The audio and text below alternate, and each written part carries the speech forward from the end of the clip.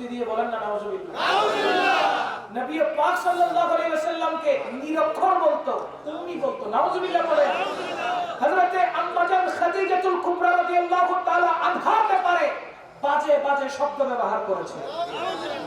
উম্মাহাতুল মুমিনিন আম্মা জান আয়েশা সিদ্দিকা রাদিয়াল্লাহু তাআলা আনহার ব্যাপারে আজে বাজে শব্দ ব্যবহার করেছে।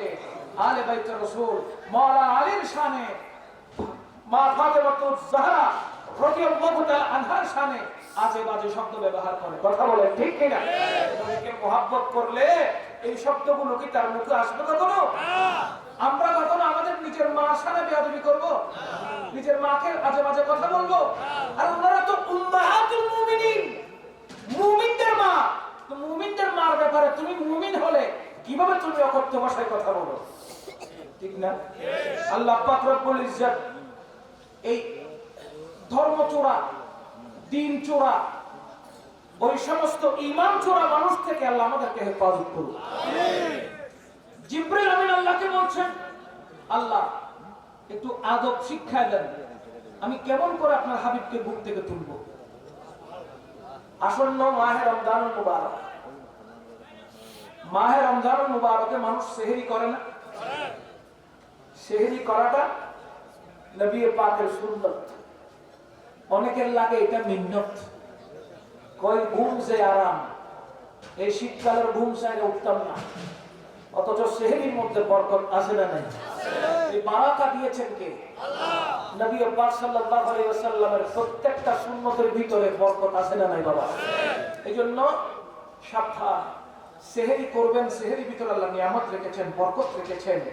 এখন অনেককে সেহরি করার জন্য ঘুম থেকে ডাকে, হ্যাঁ উঠ না খেলে, ঠিক না? আর কতক্ষণ সময় আছে, তাড়াতাড়ি ওঠ, বলে কি না? এই কথা বলে কি না? ঘুম থেকে ডাকার একটা আদব আছে না? ঘুম থেকে ডাকবেন, তার নাম ধরবেন, ডান পায়ের বড় আঙ্গুল একটা আছে না, বৃদ্ধাঙ্গুল, সেটাতে হাত দিবেন, আঙ্গুল দিয়ে নাড়বেন। ওই বৃদ্ধাঙ্গুল নাড়া দিলে যত গভীর ঘুমে থাকুক না কেন, তার নাম ধরে ডাক দেওয়ার সাথে সাথে সে উঠে যাবে। অনেক সময় ডাকার সময় যদি 19-20 হয়, মানুষ স্ট্রোক করে ফেলে, ভয়ে আতঙ্কে স্ট্রোক করার ঝুঁকি থাকে। তাই আমার নবীর সুন্নতকে ফলো করুন, নিয়ামত ছাড়া আর কিছুই থাকবে না। এখন জিবরিল আমিন আল্লাহর দরবারে আদব শিক্ষা নিচ্ছেন। সাহাবায়ে কিরামদের থেকে আমাদেরকে আদব শিক্ষা গ্রহণ করতে হবে। সাহাবায়ে কিরাম যখন আমার নবীকে কোনো প্রশ্ন করতেন, কোনো কিছু জানার আগ্রহ থাকতো, তখন সাহাবায়ে কিরাম কি বলতে জানেন? সাহাবায়ে কিরাম বলতো, ইয়া রাসূলুল্লাহ, আপনার নূরানি কদমে আমার মা বাবা কুরবান। ইয়া রাসূলুল্লাহ, এই বিষয়টি আমার জানার ইচ্ছা, যদি একটু দয়ার অনুগ্রহ করতেন। বলেন না সুবহানাল্লাহ। কত চমৎকার করে আমার নবীকে প্রশ্ন করতেন। জানার ইচ্ছা থাকলে আমার নবীর দরবারে হাজির হতেন। হযরতে জিবরিল আলাইহিস সালামকে আল্লাহ পাক আদব শিক্ষা দিচ্ছেন। ও জিবরিল, তুমি দেখো আমার নবী আরাম করছে, সুতরাং তুমি যে মানব সুরতে গিয়েছো, তোমার শরীরের মধ্যে যেটা সবচাইতে নরম, মানব শরীরে যেটা সবচাইতে নরম অঙ্গ, ওই অঙ্গ দিয়ে আমার রাসূলের পায়ের তালুতে স্পর্শ করো। আমার রাসূলের পায়ের তালুতে স্পর্শ করো। এবার আপনারা বলেন তো, মানুষের মধ্যে সবচাইতে নরম অঙ্গের নাম কি? মাশাআল্লাহ। একবার কামড় খাইলে বোঝা যায় কেমন নরম, ঠিক কিনা বলেন? রূহ বের হয়ে যায়, কথা বলেন ঠিক না? চোখ দিয়ে পানি চলে আসে, এত কষ্ট লাগে। হযরতে জিবরাইল আলাইহিস সালাম আল্লাহ পাক রব্বুল ইজ্জতের ইশারা বুঝেছেন। জিবরিল আমিন নিজের জিহ্বা দিয়ে রাসূল করিম সাল্লাল্লাহু আলাইহি ওয়াসাল্লামের পবিত্র কদমের তালুতে যখন স্পর্শ করেছেন, এদিকে আমার নবীর ঘুম মুবারক ভেঙে উঠে গেছেন, অপরদিকে জিবরিল আমিন চিৎকার দিয়ে বললেন সুবহানাল্লাহ। সুবহানাল্লাহ কেন বললেন? দয়াল নবী উঠে বসে গেছেন। জিবরিল আমিন বলে, ইয়া রাসূলুল্লাহ, আরেকটা বার আপনার কদম, আরেকটা বার আপনার কদমে আমার জিহ্বা লাগার ব্যবস্থা করে দেন। জিবরিল আমিনকে আমার নবী বলে, ও জিবরিল, আমি রাসূলকে তুমি জাগানোর জন্য এসেছো, আমি তো উঠে গেছি, দ্বিতীয়বার লাগার কেন সব জেগেছে? জিবরিল আমিন বলে, ইয়া রাসূলুল্লাহ, ইয়া হাবিবাল্লাহ, আমার অবস্থান পর্যন্ত সিদরাতুল মুনতাহার নিচে কি আছে আমি সব দেখেছি, এর উপরে কি আছে আমি জানতাম না, দেখতে কেমন আমি বুঝতাম না। আপনার কদমে জিহ্বা লাগার সাথে সাথে আমার চোখের সামনে আল্লাহর আরশ পর্যন্ত ওপেন হয়ে গেছে, আমি আল্লাহর আরশ পর্যন্ত দেখছি। ইয়া রাসূলুল্লাহ, তাই আরেকবার ওই নাজারা দেখার জন্য আপনার কদমে জিহ্বা লাগাতে চাই। রাসূল আরবি সাল্লাল্লাহু তাআলা আলাইহি ওয়াসাল্লাম কেমন আজমত ওয়ালা। আল্লাহ পাক রব্বুল আলামিন আমার নবী মেরাজের দাওয়াত করছেন। জিবরিল আমিন বলে, ইয়া রাসূলুল্লাহ, আপনাকে আবে জমজমের দ্বারা জমজমের পানি দিয়ে আপনাকে সর্বসুদূর করতে হবে, ওপেন হার্ট সার্জারি করতে হবে, বক্ষ বিদারণ করতে হবে। রাসূল আরবি সাল্লাল্লাহু আলাইহি ওয়াসাল্লামকে জমজমের পাশে নিয়ে গিয়ে ওপেন হার্ট সার্জারি করা হচ্ছে, ওপেন হার্ট সার্জারি করা হচ্ছে, বক্ষ বিদারণ করা হচ্ছে। আল্লাহ পাক রব্বুল আলামিন কোরআনুল কারীমের সূরা ইনশিরাহের মধ্যে জানিয়েছেন, আলাম নাশরাহ লাকা সাদরাক। সুবহানাল্লাহ পড়েন না? আলাম নাশরাহ লাকা সাদরাক। রাসূল পাক সাল্লাল্লাহু আলাইহি ওয়াসাল্লামের বক্ষ বিধারণ মোট 4 বার হয়েছে। কয়বার? 4 বার। জোরে বলেন না কয়বার? 4 বারের মধ্যে একবার যখন মেরাজ করতে যাচ্ছেন তখন করা হয়েছে।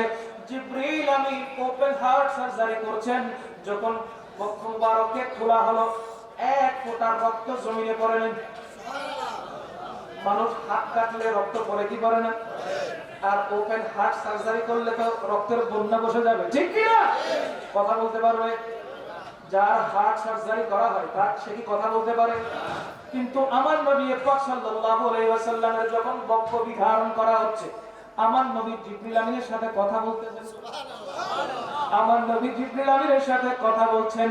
জিবরিল আমিন বলে, ইয়া রাসূলুল্লাহ, ইয়া হাবিবাল্লাহ, আপনার হার্ট, আপনার হৃদয় এত সুন্দর, এরকম সুন্দর হৃদয় আমি আগে আর কখনো দেখি নাই।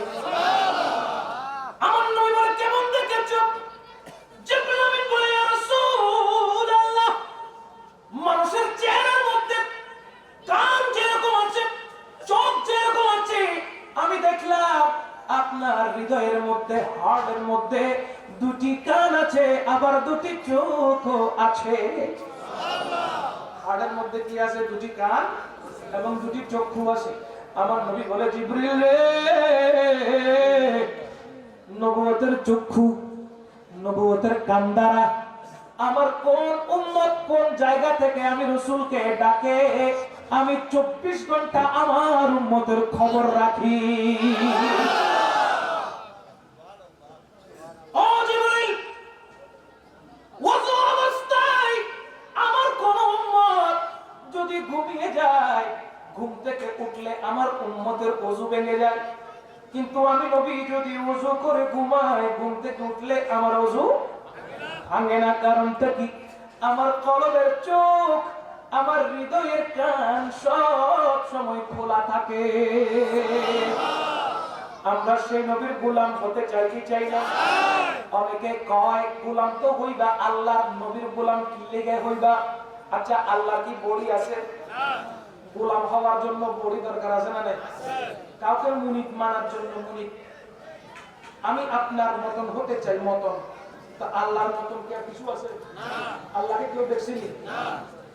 তাহলে আল্লাহর গোলাম কেমনে হইবেন?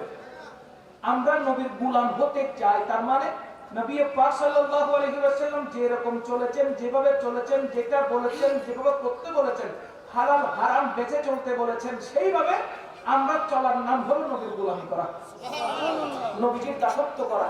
এখন এটাকে নিয়ে অনেকেই বলে, নবীর দাসত্ব কেন করবা? আল্লাহর দাসত্ব করো। আমি বলবো, আরে কি আপনি তুই আল্লাহর দেখছ? আল্লাহ কখন কি করে সে তুই জানোস নি? কথা কইবো না, আল্লাহ তো দেখি না, জানি না, তো তুই কেমন আল্লাহর দাস হবি, আল্লাহর গোলাম হবি? গোলাম হতে হলে তো নবী হতে হবে। কথা বলেন ঠিক কি না? নবীর গোলাম হতে পারা এটাও তো উম্মতের জন্য সৌভাগ্যের বিষয়, ঠিক কিনা বলেন?